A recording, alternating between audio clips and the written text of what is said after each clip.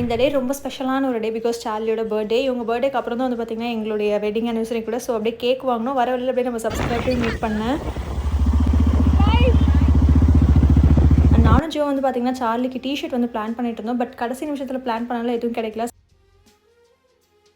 ஒரு 10 to 15 minutes தான். அந்த மூமெண்ட்டே வந்து பார்த்திங்கன்னா ரொம்ப ஒரு மாதிரி ஹாப்பியாக இருந்தது. ஃபர்ஸ்ட் டைம் ஒரு பெட் லவராக இருந்து நான் இதெல்லாமே எக்ஸ்பீரியன்ஸ் பண்ணேன். எனக்கு பர்சனலாக வந்து பார்த்திங்கன்னா ரொம்ப ஸ்ட்ரெஸ் ரிலீஃபாக இருந்தது அந்த ஒரு டே.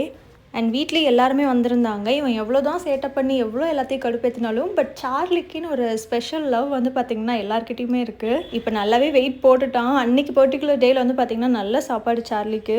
அண்ட் நெக்ஸ்ட் டே வந்து பார்த்திங்கன்னா எங்களுடைய வெட்டிங் ஆனிவர்சரி. கேக் வெட்டுறது அந்த மாதிரி எந்த ஒரு பிளானுமே இல்லை. டின்னர் மட்டும் போகலாம் அப்படின்ட்டு ஃப்ரெண்ட்ஸோடு போயிருந்தோம். பட் ஃபைனலாக வந்துட்டு ஜீவா சர்ப்ரைஸ் பண்ணியிருந்தாங்க. எனக்கு அது ரொம்பவே பிடிச்சது. அண்ட் ஈவன் கேக் வந்து சூப்பராக இருந்தது. அண்ட் வெட்டிங் ஆனிவர்சரி எதுவுமே நாங்கள் ரொம்பவே ஸ்பெஷலான சில விஷயம்லாம் பிளான் பண்ணோம். அது நம்ம நெக்ஸ்ட் vlogல பார்க்கலாம்.